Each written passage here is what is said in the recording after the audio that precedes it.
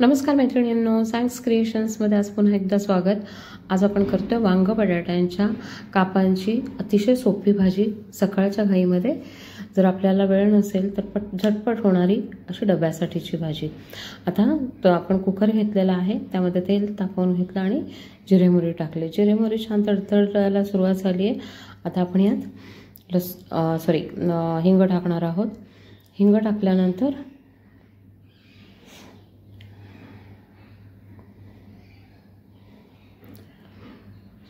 कांदा आणि मिरची आणि कढीपत्ता या तीन गोष्टी टाकल्यात आपण। आता छान परतून घ्यायचं आहे। अगदी झटपट होते ही भाजी, 2 ते 3 मिनिटांचा वेळ लागतो जर बेसिक तयारी आधीच करून ठेवलेली असेल तर। आपल्याकडे नॉर्मली बाकी सगळी तयारी असतेच।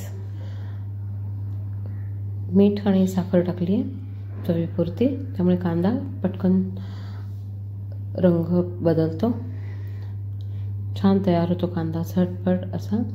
शेंगदाण्याचा कूट टाकलाय, भाजलेला शेंगदाण्याचा कूट टाकायचा, त्यामुळे भाजी छान मिळून येते आणि चव देखील छान येते। आणि आपल्याला बेसिक जो रस हवा असतो थोडाफार तेवढा शेंगदाण्याचा कूट आणि आलं लसूणच्या पेस्टमुळे किंवा टोमॅटो आपण जर टाकला तर त्यामुळे आपल्याला मिळतो। आता आलं लसूणची पेस्ट देखील आपण टाकली आणि छान आपण त्याचा कचटपणा जाईपर्यंत परतून घेणार आहोत।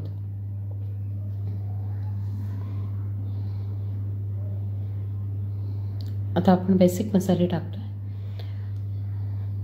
तिखट, हळद आणि गरम मसाला।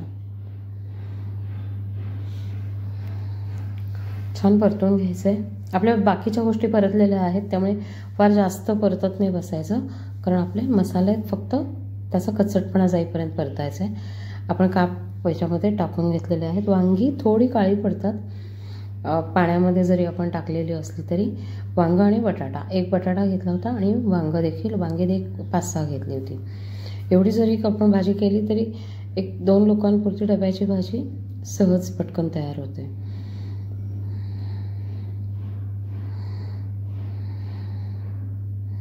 कोथिंबीर परततानाच कोथिंबीर टाकायची, म्हणजे तिचा छान स्वाद लागतो आपल्या भाजीला।